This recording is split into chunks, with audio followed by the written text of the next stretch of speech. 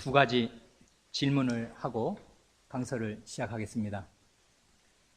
방금 읽은 17절을 보면은 그리스도께서 다시 사신 것이 없으면 너희의 믿음도 헛되고 너희가 여전히 죄 가운데 있을 것이요 라고 하는데, 그리스도께서 부활하시지 않았다면은 왜 우리가 여전히 죄 가운데 있게 될까요? 그리고 또 우리 어린 사람들을 위해서 그 다음 절 18절이죠. 그리스도 안에서 잠자는 자라는 말이 나오는데, 이 잠자는 자들은 누구를 가리킬까요? 하는 것입니다. 지난 2월 말부터 지난주까지 서너 달 동안 15차례에 걸쳐서 복음이란 무엇인가를 생각하고 있습니다. 맨 먼저 복음이란 무엇인가를 생각할 때 우리는 고린도전서 15장 3절 4절 말씀을 살폈고, 내가 받은 것을 먼저 너에게 전하였노니 이는 성경대로 그리스도께서 우리 죄를 위하여 죽으시고 장사 지낸 바 되었다가 성경대로 사흘 만에 다시 살아나사 하는 이 말씀을 생각하였고, 그리고 이어서 골로새서 2장 6절로 15절 말씀, 하나님께서 우리를 정죄하는 율법의 조문들을 십자가에 못 박으시고 정사와 권세자들의 무장을 해제시켜서 그리스도의 개선행진에 포로로 내세우셨다 하는 그 본문을 살폈습니다.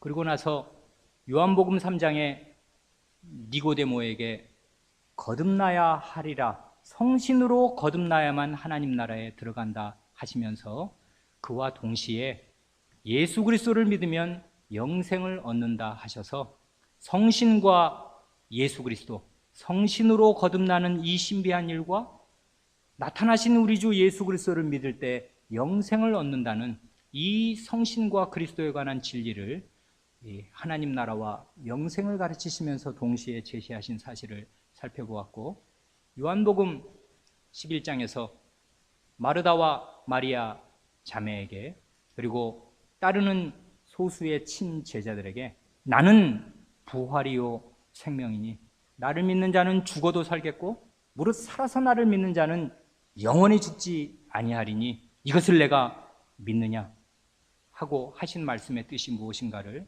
살펴보았습니다. 그리고 나서는 이 로마서 1장으로 와서 1절부터 4절까지를 4-5번에 걸쳐 읽으면서 바울 사도가 로마 교회의 복음을 전하면서 복음을 요약한 그 말씀이 얼마나 깊이 있는 말씀인가 하는 것들을 조금씩 맛보았습니다. 그리고 마침 우리가 어린 사람들과 함께 민수기를 읽고 있기 때문에 지난 두 주 동안에는 민수기 19장에 나오는 암송아지의 잿물이 어떻게 죽은 자로부터 오는 부정을 정결하게 하여서 살아계신 하나님을 섬기는 대로 나아가게 하여 주는지를 살펴보았습니다.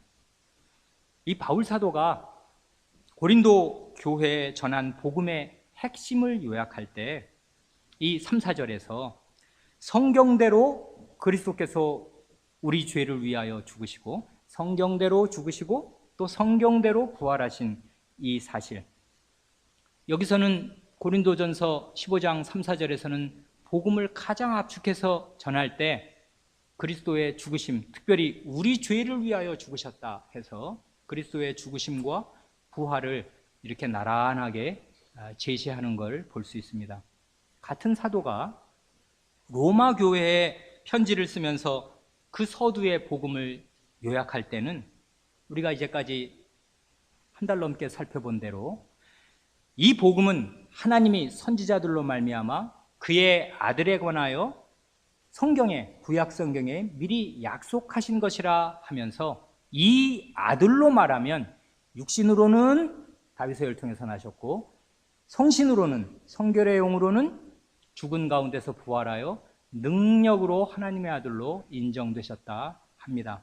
여기를 보면 복음의 핵심으로 그리스도의 낮아지셨을 때의 일과 높아지셨을 때의 일을 나란히 제시하면서 육신과 성신을, 육신으로는 성신으로는, 육신으로는 성결의 영으로는 하고 육신과 성신을 대비하면서 제시하는데, 육신으로 다윗의 혈통에서 다윗의 씨로 나신 것, 그리고 성신으로 부활하여 하나님의 아들로 지명되신 것, 이것을 이야기합니다. 여기에서는 그리스도의 죽음을 부활과 대등하게 나란히 제시하는 것이 아니라 부활의 능력을 강조하는 문맥에서 죽음과 부활을 한데 묶어서 죽은 자들 가운데서 부활하여 능력 있는 하나님의 아들로 선언되셨다, 이렇게 말합니다. 그러니까 성경에서 어느 때는 그리스도의 부활만을 말하는 때가 있는데, 그 안에는 당연히 그리스도의 십자가를 담아서 말하는 것입니다. 부활은 죽음을 전제하기 때문입니다. 안 죽은 사람이 다시 사는 일이란 없잖아요. 그러니까 그리스도의 부활만 전해도 그가 죽으셨다 하는 사실이 이미 그 속에 딱 들어있는 것입니다.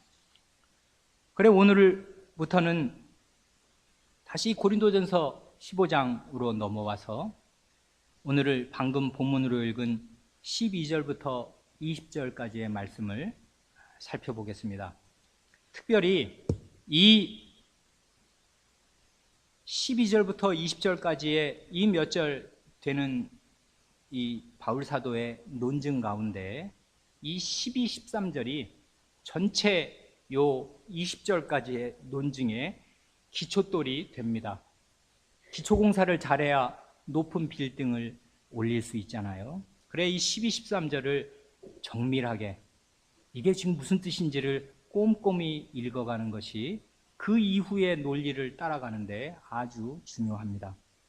자세히 살펴보겠습니다. 고린도전서 15장 12절, 13절. 그리스도께서 죽은 자 가운데서 다시 살아나셨다 전파되었거늘 너희 중에서 어떤 이들은 어찌하여 죽은 자 가운데서 부활이 없다 하느냐. 만일 죽은 자의 부활이 없으면 그리스도도 다시 살지 못하셨으리라. 12절 초두에 보면 그리스도께서 죽은 자 가운데서, 정확히 말하면 죽은 자들 가운데에서 다시 살아나셨다 하고 전파되었습니다. 우리말은 단수 복수를 그렇게 엄밀하게 따져 말하지 않잖아요. 그러니까 성경에서 죽은 자 가운데서라는 말이 나오면 언제든지 거기 들자가 들어있든 안 들어있든 들자를 넣어서 읽으면 틀림없이 맞습니다. 죽은 자들 가운데에서, 한 사람이 아니라 시체들 가운데에서 이런 말입니다. 다 죽어 있습니다, 사람들은. 그러니까 죽은 자들 가운데에서 그리스도께서 다시 살아나셨다 하고 전파되었습니다. 그리스도의 부활, 이것이 복음의 핵심입니다. 이것이 가장 기쁜 소식입니다. 왜 이게 가장 기쁜 소식이 되는지는 잠시 후에 말씀드리겠습니다. 그런데 그렇게 전파되었는데, 복음이 전파되었는데 너희 중에서, 그러니까 고린도 교회 교인들 가운데 어떤 사람들은, 그게 소수인지 다수인지 모르겠는데 희한하게도 이 고린도 교회 교인들 가운데 어떤 사람들은 죽은 자 가운데서 부활이 없다 하고 생각하고 주장하고 말하는 사람들이 있었습니다. 죽은 자 가운데서 부활, 이 말이 13절을 보면 죽은 자의 부활, 만일 죽은 자의 부활이 없으면, 이렇게 13절에서는 바로 그 말을 받아서 말하잖아요. 그래, 우리말에 왜 이렇게 번역을 했는지는 모르겠는데 죽은 자 가운데서 부활이 없다 하느냐 할 때 그 가운데서라는 말은 없는 말이고, 아마 그 앞에 그리스도께서 죽은 자 가운데서 다시 살아나셨다 하니까 그 말을 그냥 가져다가 번역하면서 생각 없이 쓴 것 같습니다. 정확히 읽으면 죽은 자들의 부활, 죽은 자의 부활입니다. 그러니까 너희 중에서 어떤 이들은 어찌하여 죽은 자의 부활이 없다 하느냐. 그러니까 그 말을 그대로 한 번 더 받아서 만일 죽은 자의 부활이 없으면 그리스도도 다시 살지 못하셨으리라 하고 말하는 것입니다. 그러니까 죽은 자의 부활이 없다 이렇게 생각하는 사람들이 있었습니다. 죽은 자들의 부활, 죽은 자의 부활이란 우리 어린 사람들도 알 수 있게 더 직접적으로 말하면 시체들의 부활을 말하는 것입니다. 죽은 몸의 부활을 지금 말하고 있습니다. 그러니까 이 고린도 교회에 속한 사람들 중에 그 사람들도 신자인데 어떤 사람들은 아마도 몸은 죽으면 영원히 끝나는 것이고 영혼만이 계속 살아서 존재하는 거다라고 생각한 듯합니다. 다시 말해서 그들은 헬라 사상, 즉 고대 그리스의 영혼 불멸 사상은 받아들이고 믿으면서도 시체의 부활, 몸의 부활, 육신의 부활은 믿지 않은 것입니다. 이 사람들의 논리를, 생각을, 주의 주장을 그대로 밀고 나가서 죽은 사람들이 부활하는 일이란 전혀 없는 거다. 죽으면 다 그것으로 영원히 끝이다 하는 말이 진실이라면은 무서운 결과들이 발생한다고 사도가 67가지를 들어서 만일 너희들이 주장하는 대로 그렇다면 이러한 무섭고 심각한 일들이 발생한다 하는 것이 이 대목의 요지입니다. 우리나라에 자살하는 사람들, 스스로 자기 목숨을 끊는 사람들이 많은데 얼마나 괴로우면 도저히 살 수가 없어서 스스로 목숨을 끊겠습니까? 그렇지만은 그 사람들의 생각이 바로 이와 비슷한 것입니다. 죽으면 다 끝나지 않냐? 죽으면 다 끝이다. 이 고통도 끝이고 다 끝이다 하니까 차라리 죽음으로 인한 쉼을 얻고 싶어서 이 괴로운 세상에서 스스로 하직하는 것입니다. 그러나 그 믿음은 완전한 오산입니다. 이 사람들이 지금 그렇게 믿고 있는 것이거든요. 몸의 부활 없는 것이다. 죽으면 끝이다. 이렇게 믿는 것입니다. 이렇게 믿으면 시체들의 부활은 없다. 몸의 부활은 없다. 이렇게 믿으면 어떤 일이 생기냐면 첫째로 13절이죠. 만일 죽은 자의 부활, 몸의 부활, 시신의 부활이 없으면 그리스도도 다시 살지 못하셨으리라 합니다. 왜냐하면 그리스도도 정말 죽으셨기 때문입니다. 한 번 죽었잖아요. 시체가 됐단 말이에요. 움직일 수 없이 장사까지 지냈거든요. 그러니 죽은 것이 의심할 여지가 없는데 시체들의 부활이라는 게 아예 없다면은 그리스도도 다시 살지 못한 것이다 라고 말합니다. 여기서 그 다음으로 그냥 쓱 넘어가기 전에 한 가지 아주 주의해서 눈여겨볼 것이 있습니다. 그리스도의 부활과 그리스도께서 처음이 그렇잖아요. 그리스도께서 죽은 자 가운데서 다시 살아나셨다. 이게 복음의 핵심이거든요. 이렇게 전파했다는 겁니다. 그러니까 그리스도의 부활을 말하는데 이 그리스도의 부활과 그 다음에 12절 뒷부분 그리고 13절 처음 부분 그리스도의 부활과 죽은 자들의 부활, 시신의 부활, 몸의 부활이 서로 긴밀하게 연결되어 있습니다. 아닌 게 아니라 사도들은 그리스도께서 죽은 자들 가운데에서 다시 살아나셨다 하고 그리스도의 부활을 전파하였는데, 그리스도의 부활과 함께 무엇을 전했는가 하면 죽은 자들의 몸이 부활하는 도리를 전했습니다. 몸의 부활 도리를 전했습니다. 다시 말해서 사도들은 그리스도의 부활만을 전한 것이 아니라 다른 많은 죽어있는 사람들이 부활하는 도리를 전한 것입니다. 그래서 이것이 오늘 우리에게도 복음이고 기쁜 소식이 되는 것입니다. 이것을 입증할 만한, 주목할 만한 표현이 사도행전 4장 1절로 그 3절 상반절에 나옵니다. 이게 얼핏 읽으면 쓱 읽고 잘못 읽고 지나갈 수가 있는 구절인데, 사도들이 뭘 전했는가 하는 것을 잘 알 수 있게 해주는 누가의 표현이 사도행전 4장 1, 2절에 나옵니다.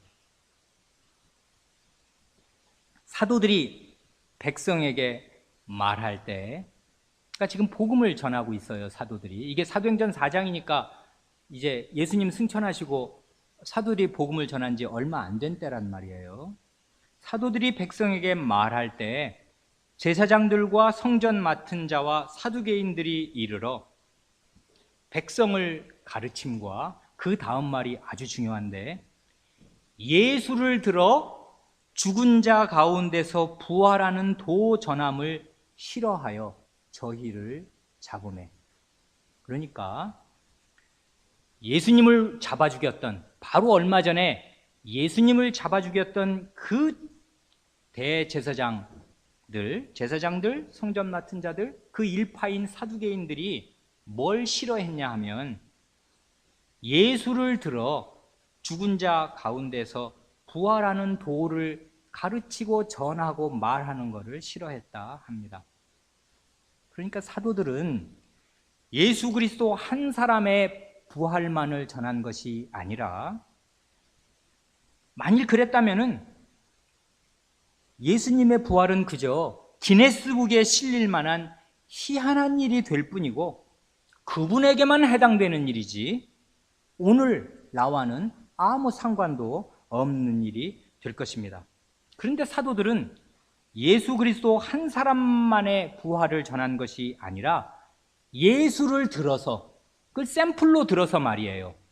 자, 예수를 봐라, 이분이 이렇게 됐지 않냐 라고 한 다음에 뭘 전했냐면 죽은 자들 가운데서 부활하는 도를 전한 것입니다.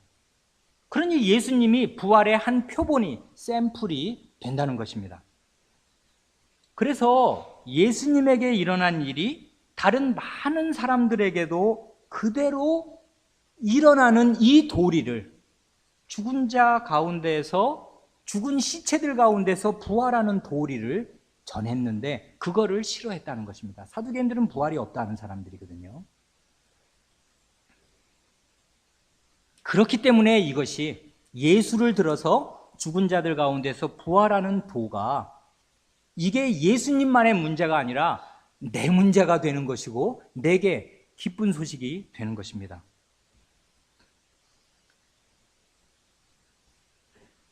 다음 절로 넘어가기 전에 또 하나 주목할 만한 표현이 요 12절 맨 앞에 나옵니다.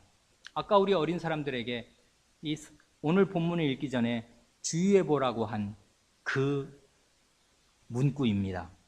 12절 맨 처음에 사도들의 복음의 핵심을 딱 이렇게 한마디로 요약해서 그리스도께서 죽은 자들 가운데서 다시 살아나셨다, 이렇게 전파되었지 않냐라고 말하는데, 다시 살아나셨다, 주어는 그리스도니까 그리스도께서 다시 살아나셨다, 이 말은 능동이잖아요. 그렇죠? 그리스도가 그냥 다시 살았다는 거 아니에요? 다시 살았다는 말을 한자로 하면 부활이잖아요. 다시 살활. 그러니까 이 말을 그대로 옮기면 그리스도께서 죽은 자들 가운데서 부활하셨다, 이렇게 될 거 아니에요? 그런데 원문은 그렇게 되어 있지 않습니다. 사도는 지금 그걸 말하려는 게 아닙니다. 그리스도께서 부활하셨다, 능동으로 자기가 이렇게 부활했다, 이 말을 하려는 게 아니라 원문을 그대로 직역하면 그리스도께서 죽은 자들 가운데서 다시 일으키심을 받으셨다.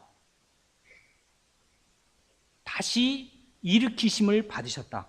수동태로 말하는 것입니다. 능동태가 아니라 수동태입니다. 중학생 이상 되는 학생들은 능동태, 수동태가 뭔지 구별할 수 있지요. 자기가 뭘 하는 게 능동이고 가만히 있는데 당하는 거, 받는 게 수동이잖아요. 사도들이 전한 복음의 핵심은 그리스도가 자기 능력으로 뻘떡 일어나서 부활했다고 지금 전한 게 아니라 그리스도가 죽은 자들 가운데서 다시 일으키심을 받았다. 수동적으로. 그 얘기를 지금 복음의 핵심으로 전한다 하는 것입니다. 그래, 여기 보면 우리말도 구별을 해놨어요. 다시 산다는 말이 몇 번 나오던가요? 12절부터 20절까지가 그 9절인데 10번이나 나옵니다. 다시 산다, 다시 산다, 다시 살아나셨다, 다시 살아나셨다. 이 말이 전부 다시 일으키심을 받았다 하는 다 수동형이고, 그런데 부활이라는 말도 두어 번 나옵니다. 죽은 자의 부활, 죽은 자의 부활이라는 말이 당장 12절, 13절에 나오잖아요. 그러니까 이 본문에서 10번 나오는 다시 산다는 말하고 부활은 다른 단어입니다. 하나는 능동이고 하나는 수동입니다. 근데 수동태가 10번이 나오고 능동태는 2번만 나오는 것입니다. 이게 뜻이 없는 게 아닙니다. 예수님은, 우리의 주인이신 예수님은 죽은 자들 가운데에서 스스로의 힘으로 부활할 능력을 가지고 계시는 분입니다. 그렇잖아요. 그래 요한복음 10장 17절 18절을 보면 아버지께서 나를 사랑하시는 이유는 내가 다시 목숨을 얻기 위하여 목숨을 버림이라.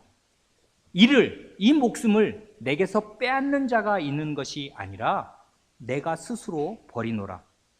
그 다음 말이 중요한데, 나는 버릴 권세도 있고 다시 얻을 권세도 있으니 이 계명은 내 아버지께서 받았노라 말씀하십니다. 그러니까 예수님은, 오직 예수님 한 분만이 사람으로서는 자기 목숨을 버릴 권세도 있고 다시 얻을 권위와 능력이 있습니다.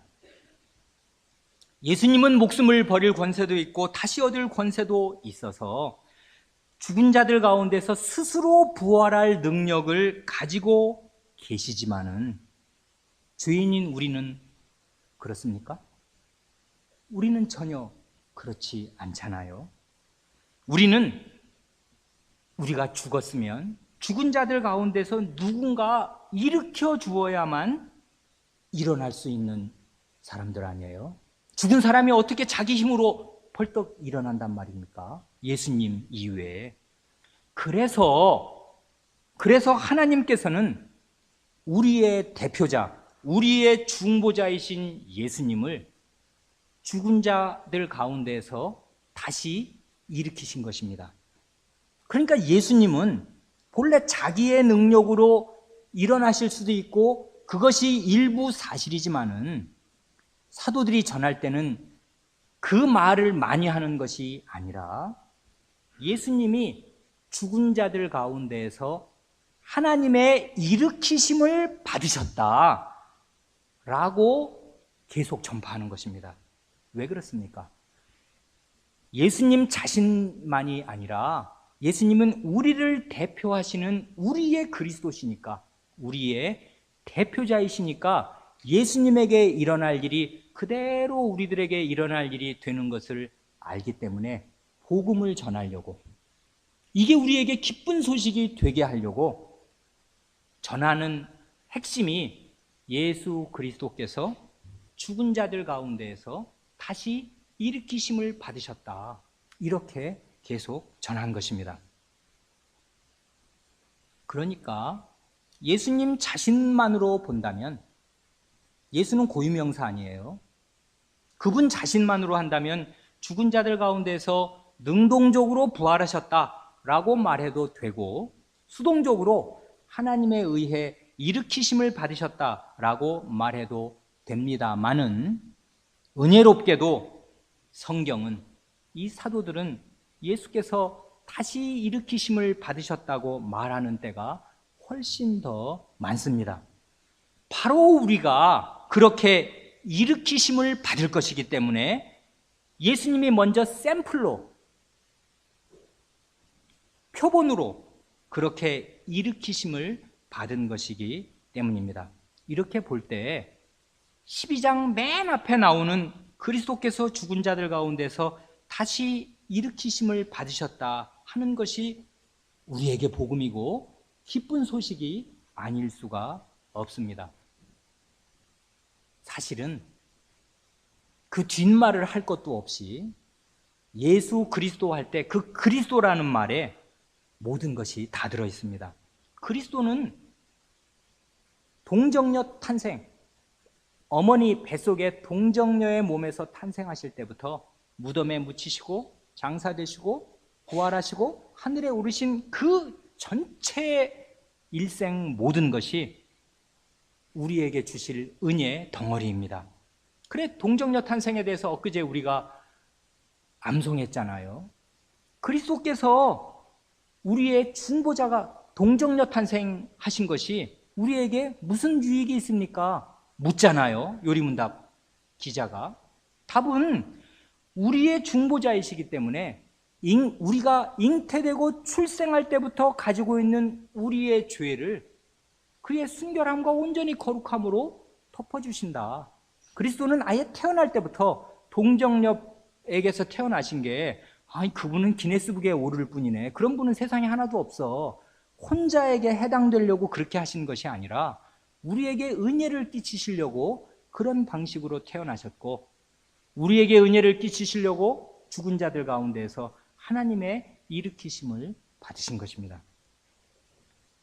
이게 복음인데, 고린도 교회 교인들 가운데서는 죽은 자의 부활? 죽은 자가 일어난다고?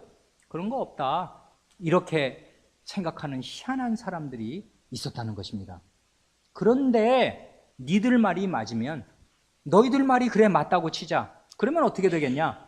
그리스도께서 다시 일으키심을 받지 못했을 거 아니냐. 그분은 진짜 죽었으니까. 첫 번째가 그것입니다. 그렇게 되면 그 다음 14절로 이제 줄줄줄 넘어갑니다. 그렇게 되면 어떤 일이 벌어지는가? 그리스도께서 만일 14절 다시 살지 못하셨으면은 우리의 전파하는 것도 헛것이요 또 너희 믿음도 헛것이며, 첫 번째 치명적인 결과는 그리스도께서 다시 일으키심을 받을 일이 없었을 것이라는 것이고, 그래, 그리스도께서 다시 일으키심을 받지 못하셨으면은 두 번째로 우리의 전파하는 게 헛거다. 그리고 셋째로 너희의 믿음도 헛거다. 우리의 전파하는 것이라는 이 말은요, 캐리그마, 우리의 캐리그마, 우리가 전파하는 행위, 이거를 말하는 게 아니라 우리가 전파하는 내용, 메시지를 말하는 것입니다. 그러니까 예수께서 그리스도로서 다시 일으키심을 받지 못했다면은 우리가 전파하는 이 메시지, 이거 다 헛것이다. 그리고 너희의 믿는 믿음도 다 헛것이다 하는 것입니다. 만일 그리스도께서 다시 일으키심을 받지 못하셨다면은 그러면 어떻게 됩니까? 죽어 있는 거잖아요. 그리스도는 한 번 죽었는데 다시 시체 가운데 일으키심을 받는 일이 없다면서요, 이 사람들 생각에. 그러면은 그리스도께서 다시 일으키심을 못 받았으니까 계속 죽어 있을 거 아니에요? 시체 아니에요, 계속? 그러면 사도들이 전한 복음 전체가 헛것입니다. 왜 그러냐면 죽은 자는 산 자를 구원할 수가 없기 때문입니다. 너희의 믿음도 헛것이라 합니다. 믿음이란 신뢰잖아요. 의지하는 거.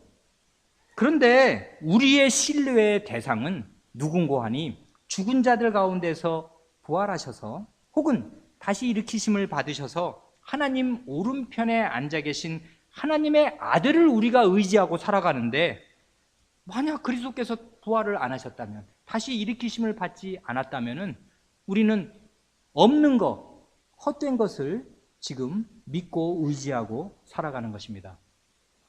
텅 빈, 내용이 없는 헛된 믿음입니다. 공자를 믿는 것, 석가를 믿는 것과 똑같이 되는 것입니다. 이념을 믿는 것이죠. 사상을 그냥 좋으니까. 그런데 기독교는, 우리가 믿는 이 거룩한 종교는 그것이 아닙니다. 우리가 신뢰하는 분이 살아있으니까 그분을 신뢰한단 말이에요. 그런데 이 고린도 교회 교인들의 말을 따르면, 이 사람들 식대로 생각하면 그리스도도 부활 안 했고, 그러면 그리스도께서 부활했다고 전하는 사도들도 전파도 헛것이고, 그러면 우리의 믿음도 헛것이 된다 합니다. 15절입니다. 또 우리가 하나님의 거짓 증인으로 발견되리니 우리가 하나님이 그리스도를 다시 살리셨다고 증거하였습니다. 만일 죽은 자가 다시 사는 것이 없으면 하나님이 그리스도를 다시 살리시지 아니하셨으리라.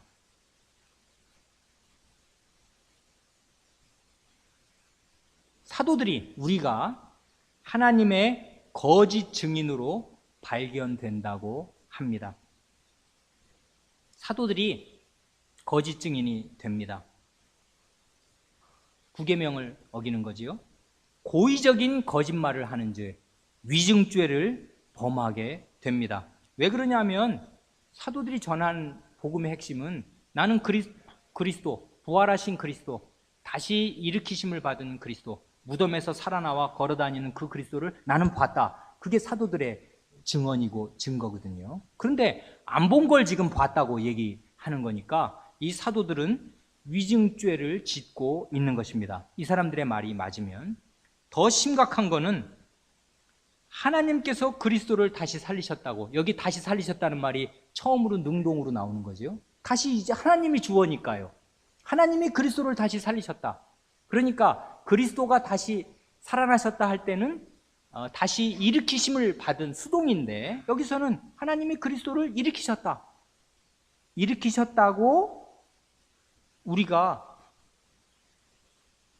아니, 그 말이 아니라 여기 죽은 자가 다시 사는 것이 없으면 하나님이 그리스도를 다시 살리시지 아니하셨을 텐데, 우리가 그리스도를 하나님께서 다시 살리셨다고 계속 이야기하니까 안 본 걸 봤다고 하는 거짓말만 할 뿐 아니라 하나님께서 안 하신 일을 하셨다고, 이제는 저 위에 지존자이신 하나님, 왕이 그런 일을 한 적이 없는데 그런 일을 했다고 자꾸 말하고 다니면 그게 무슨 죄가 되겠습니까?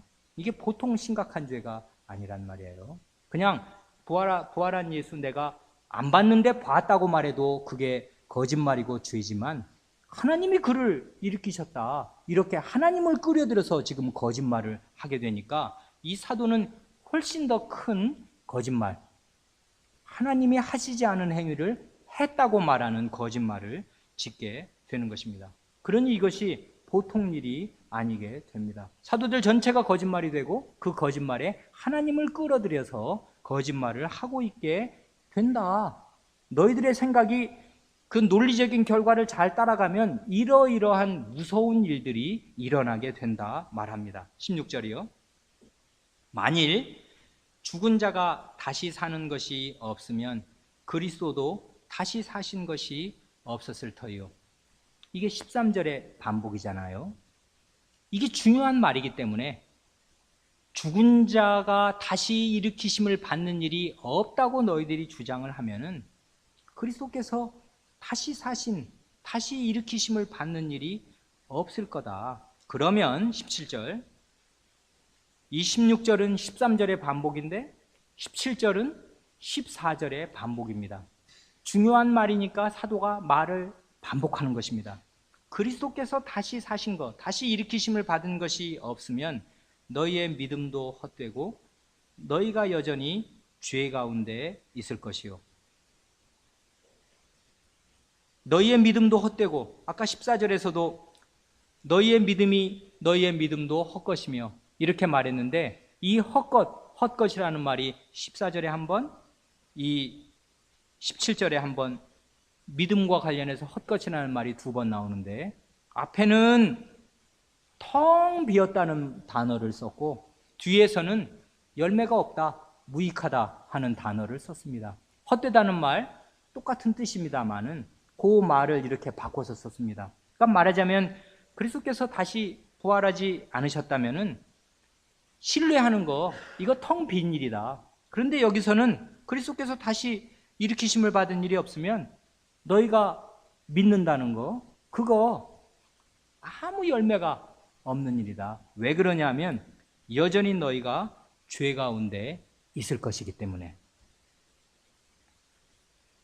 이게 우리한테 오는 가장 심각한 상황입니다. 그리스도를 믿어보아야 여전히 죄 가운데 있다면 정죄 아래 너는 죄인이다, 너는 죄인이다, 너 이런 죄 졌지 않냐, 이거 해결 못했지 않냐 하는 정죄 가운데 계속 있게 된다면 그의 믿음은 아무 열매를 맺지 못하는 것이고 무익한 것이 되는 것입니다. 왜냐하면 이 로마서 4장 25절 예수는 우리의 범죄함을 위하여 내어줌이 되고 또한 우리를 의롭다 하심을 위하여 살아나셨느니라 하는 말씀대로 그리스도께서 내어준 바 되셔서 죽으신 이유는 우리의 죄를 씻기 위함이고 그리스도께서 살아나신 이유는 우리를 의롭다 하시기 위함인데 그리스도 자신이 부활하지 못하셨다면 다시 일으키심을 받지 못하셨다면 그 그리스도는 어떤 그리스도인가 하면 정죄받은 그리스도요 의롭다 하심을 얻지 못한 그리스도일 것입니다. 그런 그리스도가 어떻게 다른 사람들을 구원할 수 있으며 의롭다 할 수가 있겠냐 그렇게 말하는 것입니다. 그러니 부활이 없다고 가르치는 것은 결국은 속죄가 없다고 죄사함도 없다고 가르치는 것입니다. 부활을 부인하면 속죄를 부인하는 결과를 가져옵니다. 거꾸로 이 사람들이 잘못된 건 우리가 알잖아요. 우리는 남을 비판하거나 남이 잘못된 거는 금세 알잖아요. 그런데 자기가 얼마나 허술하게 생각하고 있는지는 잘 모른단 말이에요. 자기 눈에 들보는 잘 못 보거든요. 안 보입니다. 역으로 그리스도께서 부활하셨다면 그러면 이게 무슨 일이 되는 겁니까? 그리스도께서 다시 일으키심을 받지 못했다면 우리의 믿음이 헛되고 아무 열매가 없고 우리가 여전히 죄 가운데 있게 되는 것인데 거꾸로 그리스도께서 다시 일으키심을 받아서 부활하셨다면 그러면 우리에게는 무슨 일이 생기는 겁니까? 아까 어린 사람들에게 제가 17절을 물어봤잖아요. 그리스도께서 다시 사신 것이 없으면 너희가 여전히 죄 가운데 있을 것이오 했는데 왜 그리스도가 부활을 안 하면 우리가 여전히 죄 가운데 있게 되는가? 그러면 그리스도께서 부활하셨다면 우리는 어떻게 되는 것인가 하는 것입니다. 이게 우리에게 복음입니다. 왜 그러냐 하면 그리스도께서는 우리의 범죄함을 위하여 내어주어서 십자가에서 죽으셨잖아요. 그러니까 십자가에 달리셨을 때 이렇게 해서 못을 박혀서 그리스도가 십자가에 매달렸을 때 그의 어깨 위에, 그의 머리 위에, 그의 온몸은 저주 덩어리고 죄 덩어리란 말입니다. 우리의 죄, 우리의 저주를 다 자기 몸에 지어서 죽었어요. 죽은 게 확정되게 하려고 장사를 치렀습니다. 장사 지낸 사람은 다시 못 살아나는 거 아니에요? 그래서 이제 한 2, 3일 두고 봤다가 혹시라도 깨어나는 사람이 세계적으로 보면 가끔 있잖아요. 근데 장사를 지내고 나면은 장사 지내기 직전까지야 관뚜껑 두들기면서 일어난 사람이 희한하게 헤어토픽에 가끔 나지만 장사를 지내고 나서는 살아나는 사람은 없잖아요. 죽음이 확정되어서 장사를 지냈는데 이분이 다시 일어났다면 그게 무슨 뜻이 되는 겁니까? 그가 지고 있던 죄가 하나님께서 보실 때 완전히 해결됐다는 그 뜻이 되는 겁니다. 그렇잖아요. 만약에 우리 가운데 있는 어떤 한 사람의 지은 죄가 너무나 지독해서 도저히 하나님께서 용서가 안 돼서 내가 다른 건 다 봐주겠는데 그건 용서가 안 된다. 그렇게 된다면 그리스도는 어떻게 되시겠습니까? 여전히 무덤에 계셔야 되는 것입니다. 그렇잖아요. 왜냐하면 그 죄값을 아직 덜 치렀으니까요. 해결이 아직 안 됐기 때문에 그리스도께서는 계속 무덤에 계셔야 되는데, 아니 이분이 택하신 백성의 모든 죄를 자기가 남김없이 가져가신 제물이 되신 상태에서 사흔날에 주일날 새벽에 벌떡 일으키심을 받았다는 뜻은 누가 일으키셨습니까? 하나님이 일으키셨잖아요. 그리스도는 누워있다가 일으키심을 받았잖아요. 죽은 자들, 시체들 가운데서 일으키심을 받았는데 그때 그 일으키심을 받은 뜻은 뭐겠습니까? 그리스도가 지고 있었던 그 죄는 무슨 죄든지 완전히 티끌도 남김없이 싹 해결되었다. 이 뜻이 아니면 그리스도가 어떻게 무덤에서 일으키심을 받는단 말입니까?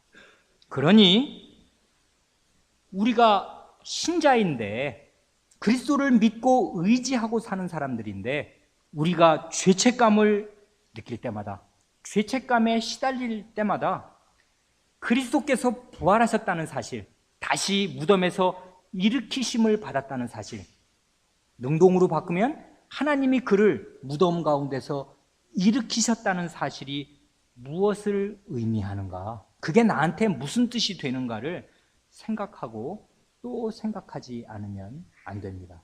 그것이 내게 복음의 핵심이기 때문입니다. 많은 교인들이 사실은 주일날 교회에 올 때 괴로운 마음, 죄책감, 내 죄는 너무 고질적이다, 해결이 안 되네, 이러고도 어떻게 하나님 앞에 나아가서 또다시 죄를 용서해 달라고 기도할 수 있단 말인가? 나도 내가 용서가 안 된다. 양심적인 사람일수록 그런 죄책감에서 벗어나지를 못합니다. 죄책감에 평생 눌려 삽니다.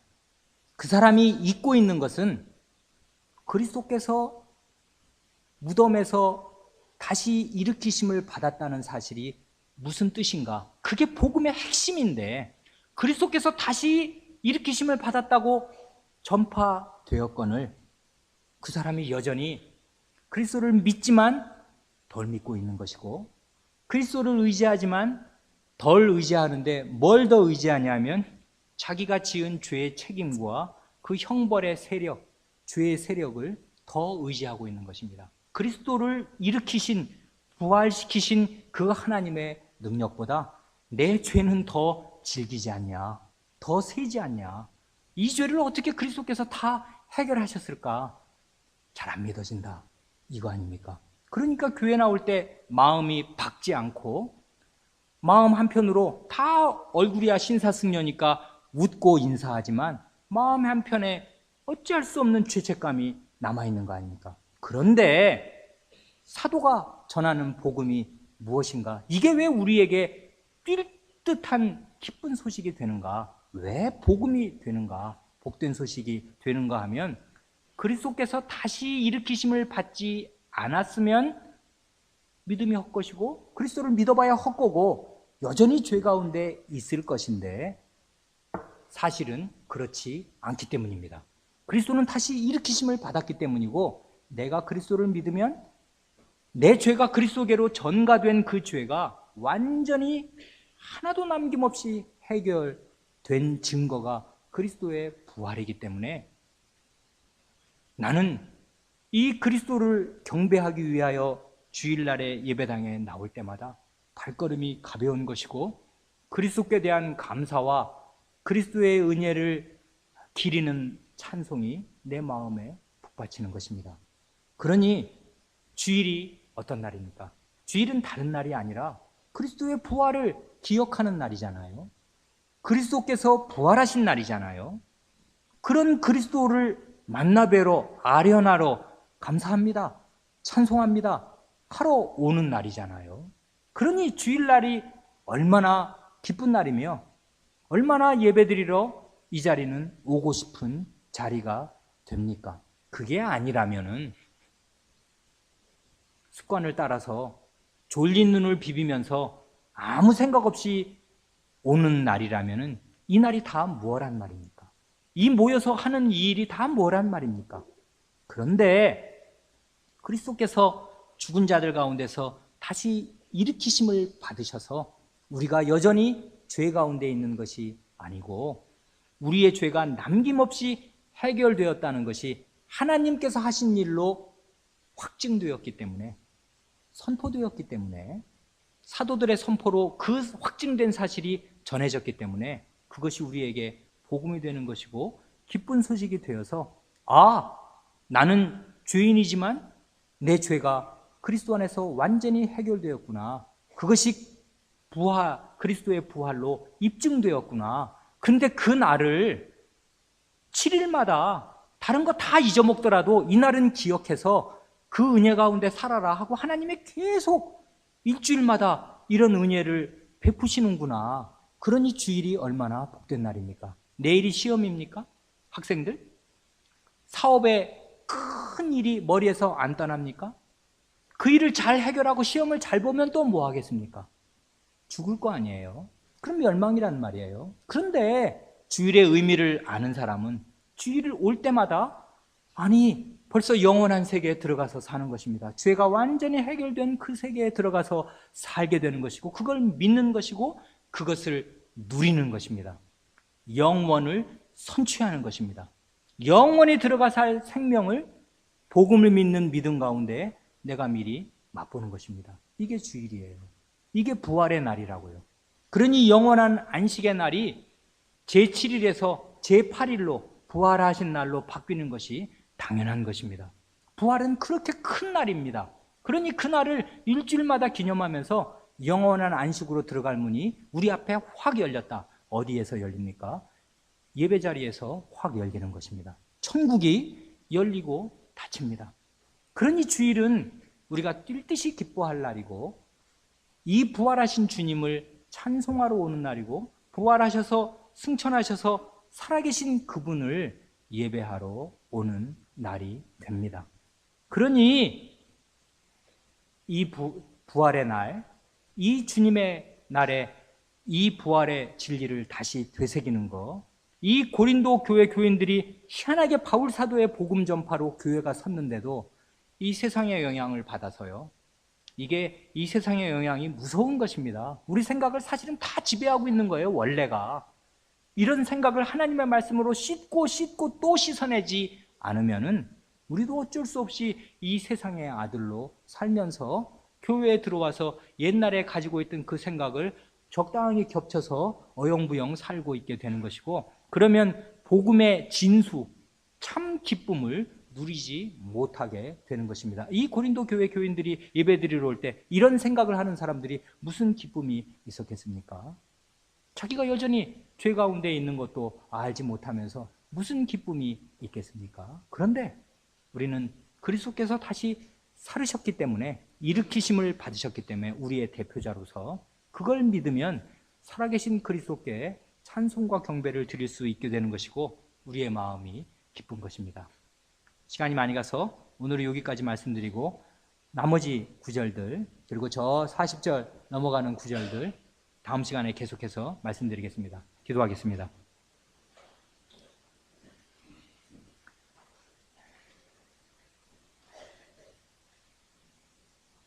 하나님 아버지께서 예수 그리스도를 시신들 가운데에서 다시 일으키셔서 저희의 대표자로 첫 열매로 표본으로 삼으셨고 이제 그리스도에게서 하신 일을 저희에게 행하실 때를 저희는 기다리며 바라보오니 저희의 미래는 밝사오며 저희가 현재 당하는 고난과 어려움과 복잡다단한 현실이 어떠하든 간에 저희에게 가져오실 그리스도의 은혜는 얼마나 큰지 알 수가 없사옵니다. 이 부활의 날에 이 기쁨의 날에 이 복된 주일을 맞을 때마다 그리스도께서 죽은 자들 가운데서 일으키심을 받은 사실이 저희에게 무엇을 뜻하는지 저희가 똑똑히 알게 하여 주시고 날이 갈수록 더 깊이 알게 하여 주셔서 저희의 예배가 더욱 정순하게 될 수 있게 하여 주시고 저희의 마음이 주일마다 기뻐 뛰게 하여 주시고 더도 말고 덜도 말고 이 주일만 같아라 하는 마음이 저의 마음에 가득하여서 주일에 부활하신 예수님을 아련하고 뵌 그 기쁨이 나머지 6일을 능히 기쁨으로 믿음으로 살게 하는 원동력이 다 되게 하여 주시기를 구하옵니다. 우리 구주